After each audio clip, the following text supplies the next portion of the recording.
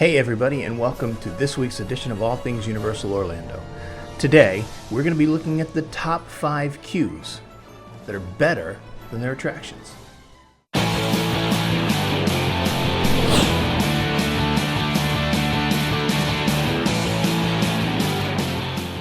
So before we begin, I want to remind you to like, subscribe, and hit the bell notification so you can be made aware every time we put out a new video. And remember to check us out on Instagram, and now you can also find us on Facebook for exclusive content. Let's get to it. Hey everybody. Before we get into this video, I just want to let you know that next Saturday, 1 week from today, Carla and I will be doing another live stream, just like we did about a month ago. So it'll be taking place at noon Eastern Time, 9 a.m. on the West Coast, and we're just going to get on and talk Universal. We might have a giveaway, you never know, just tune in and see for yourself. But we had such a good time doing it before, we couldn't wait to do it again. So I'm thinking we're going to do this once a month to keep it fresh, to keep it new, and so you guys are going to want to be a part of that. Don't miss out.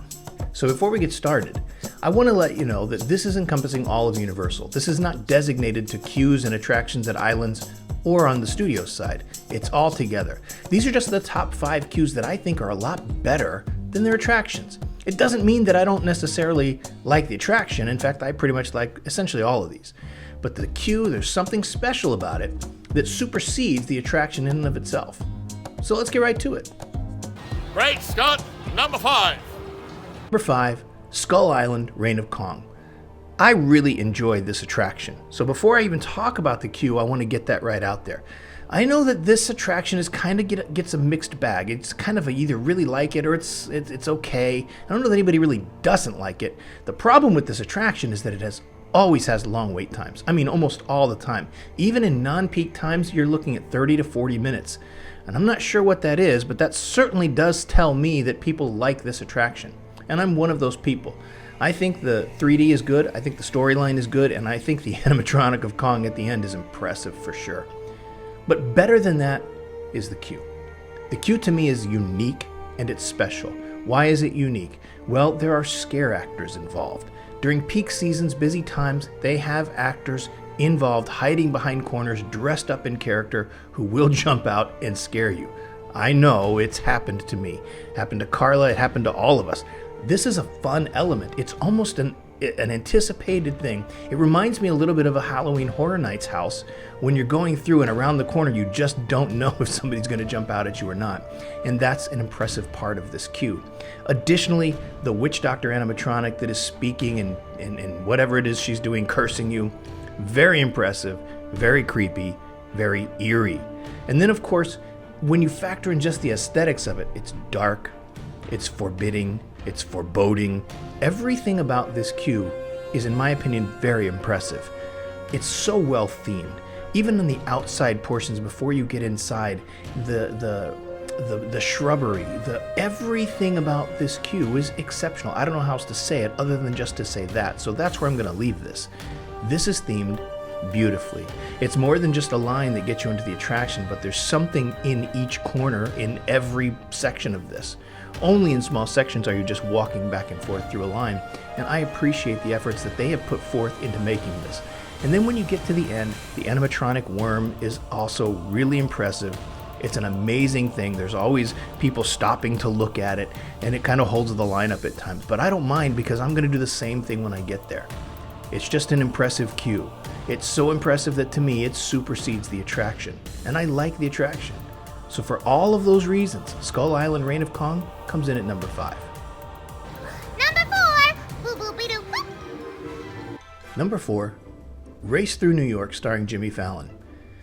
I've said it before, this ride gets a lot of hate, and I don't really understand it. I think it's a pretty fun ride. I mean, it's not spectacular. I think people really didn't like that when the ride was new, that it was another screen ride rather than an actual, full motion ride or a coaster or something like that. But in limited space, you have to do what you can do, and I think that it's been pretty good when you really think about it. It had to follow in some big footsteps with Twister. I like Twister better, but I still like Race Through New York starring Jimmy Fallon. I think it's a good attraction, it's fun, the kids can do it, it's entertaining. But the queue is even better.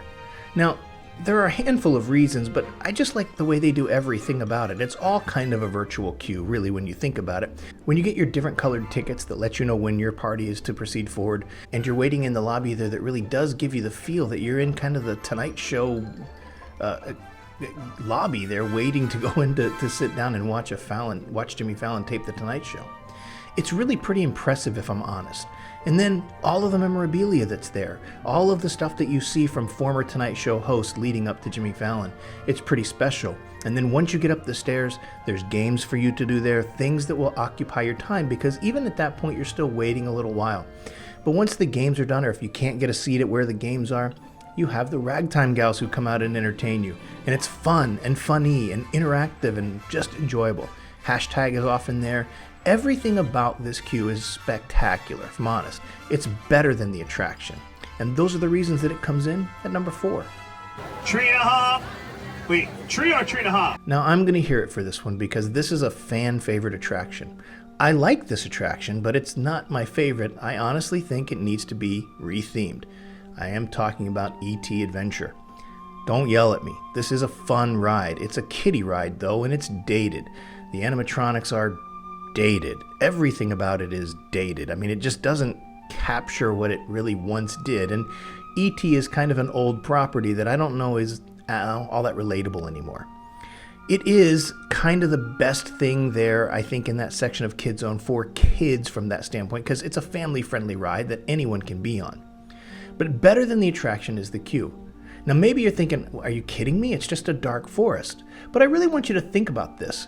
How realistic is that, and how hard that would actually be to capture? But it's not just the element of dark forest. I mean, it does. When you're walking through there, you feel like it's nighttime and you're in the wooded hills of Oregon or Washington, Northern California, somewhere like that. It's impressive. But you know what I'm talking about, is the scent. You walk in and it's got that unique smell that doesn't smell like anything else. It's such a popular thing that I think there you can find these in Scentsy, and also you can people will put them together on Etsy accounts, and you can actually go there and look in ETQ smell and buy candles and oils and things that will make your house smell like that. That tells me that this is something that is impressive. But there's hidden things in there. There's rabbits and owls that you can look and find. The way they've set this up, the way that they've done it, it just captures the ambiance that you're really there. That to me is impressive when it comes to queues. The only way that you could really tell you're not in the forest is if you really look for it. You kind of have to look up and look for the ceiling, and even then it's sometimes hard to find. Really, this is just an exceptional queue. Now, I'm not big on the giving the person your name so that ET can say your name at the back, and I know we all give them silly names. No one ever says their name. That to me takes time, and I kind of wish they'd just do away with it. Other than that, though, this queue is impressive. So impressive, it's better than the attraction. And for all those reasons, E.T. Adventure comes in at number 3. Number 2! Now, I'm sure I'm going to hear about this one as well. So, Potter junkies, don't get mad at me, but Harry Potter and the Escape from Gringotts comes in at number 2. Listen, this is a great queue, one of the best queues out there. The ride, pretty underwhelming. I mean, let's be honest. After the first drop, it's really just a cart that takes you from screen to screen. So what? I mean, really, the ride is, as I said, underwhelming, but the queue makes it worth it. Not just the first entry room where you walk in there and you see all the goblin animatronics at the bank and they're whispering to each other and they're adding up their money and they have cash in their hands, and it almost feels real, like you could walk up and start talking to them. It's such an impressive thing. But there's more than that. Once you go downstairs, or what gives the illusion of going downstairs, or kind of backs like you're going down into the vaults, you get into the underground sections of the bank where you see all of the offices where the executive and presidents and vice presidents of the bank would stay, and there's motion behind the doors so you can see what's happening there, and it's just pretty cool. But then after that, you get into the room where it kind of leads you to believe that you're going into an elevator that's going down well into the caverns there in Gringotts. It's pretty realistic, and it's pretty cool. And then after you come out of that, you get into the area that looks like you're really deep. Now, I've been to Carlsbad Caverns in New Mexico, and this captures it when you're getting onto your transportation system there. This is a good attraction, just underwhelming. But the queue is spectacular. The queue is amazing. And I don't even want to mention, or don't even want to leave out the pre-show portion where Bill Weasley is there and you're in his office. The quality of that screen is amazing, and it feels realistic. And for all of those reasons, Harry Potter and the Escape from Gringotts comes in at number 2. Now before we get to number 1, let's recount the top 5. Skull Island Reign of Kong, for all the reasons I gave you. Race Through New York, starring Jimmy Fallon, comes in at number 4. Very interactive, very fun, better than the attraction. Number 3, E.T. Adventure. I don't have to say anything other than that you can actually go out and purchase the smell, the scent. It's excellent. And then I just told you at number 2, Harry Potter and the Escape from Gringotts, why that's number 2. So here it is. Number 1! If you don't know, you should know. Fast and Furious Supercharged. First of all, everything about this attraction is forgettable. This attraction gets a lot of hate, and rightly so. It's terrible. It is without a doubt my least favorite attraction in all of Universal Orlando. And I know that a lot of people feel that way. But the queue, pretty awesome. I mean, it's all muscle cars and things like that, and you might be thinking, well, a lot of people don't like that. I think a lot of people do like that. I think people who aren't even into cars like that. I mean, there's something cool about seeing a really shiny muscle car that just looks impressive, and this queue has tons of that. There's also Easter eggs all throughout this queue that harken back to Earthquake and Disaster and Beetlejuice. It's really cool, the things to look for, and there are other videos that you can find that point out where all these Easter eggs are. And even the pre-show to me is pretty good, where you have the actual live actors interacting with Ludacris and the other characters in the show, or in the movie series. I think the queue is amazing. Maybe one of the best queues in all of Universal.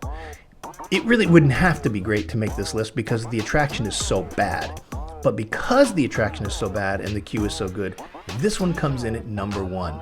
Fast and Furious Supercharged. Terrible attraction, exceptional queue.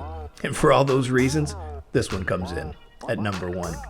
So before we let you go, guys, remember next week on the 15th of May, 12 o'clock Eastern Time, 9 a.m. Pacific, Carla and I will be doing another live stream. We might have a giveaway, but really just want to get out there and talk to you guys. Send us some questions. You can send them to us on Instagram or Facebook, or you can email them to us at atuostaff@gmail.com, and we'll do our best to answer those questions. But better yet, come on live and ask them.